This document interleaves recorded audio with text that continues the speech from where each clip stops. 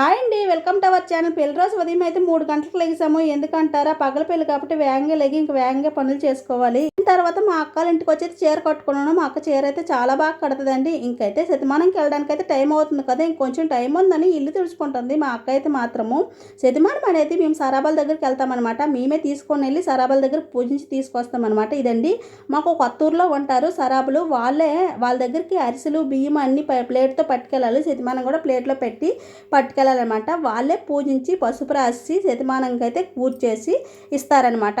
ఎప్పటి నుంచి ఉన్న ఆచారం అండి. ప్రతి ఒక్కరు ఇలానే చేస్తారు. ఎవరైనా సరే శతమానం కంపల్సరీ వీళ్ళ దగ్గర తీసుకొని వచ్చి పూజించి తీసుకురావాలన్నమాట.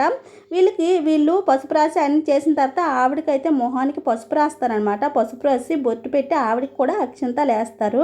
ఇదైతే కంపల్సరీగా చెయ్యాలి. ఎందుకంటే ఎప్పుడు ఉన్న ఆచారం కాబట్టి ఇంకా కంపల్సరీగా అయితే చేస్తాము. ఇంకా ఆవిడకైతే పసుపు రాసిన తర్వాత ఆవిడే శతమానం పూజించేసి అక్షంతాలు వేసి హారతి గట్రా ఇస్తుంది అనమాట శతమానానికి. ఈ శతమానం అయితే మాత్రము ఎవరు పడితే వాళ్ళు పట్టుకోకూడదండి. అంటే శతమానం కాదు, పెళ్లి వస్తువుల్లో ఏదైనా సరే వరుసైన వాళ్ళు పట్టుకోవాలన్నమాట. మా వదిన అయితే పెళ్లి ముందు రోజు నైట్కి అయితే చాలా లేట్గా వచ్చింది. అందుకని గుండంసాలలో గట్రా కనిపించలేదు. ఇంకైతే ఈ రోజు అయితే మాత్రము శతమానం పట్టుకోవడానికి అయితే మాత్రం అందిందనమాట. ఇంకా శతమానం అయితే తన తలకైతే ఎత్తేసారండి. వెళ్ళేటప్పుడు వచ్చేటప్పుడు డేరా పట్టుకొని వస్తాము, కానీ నేను వీడియో తీయడానికి ఎవరు దొరకలేదు. అందుకని వీడియో తీయలేదు. ఓకే ఫ్రెండ్స్, నచ్చితే లైక్ చేయండి, షేర్ చేయండి, సబ్స్క్రైబ్ చేయండి. Bye bye.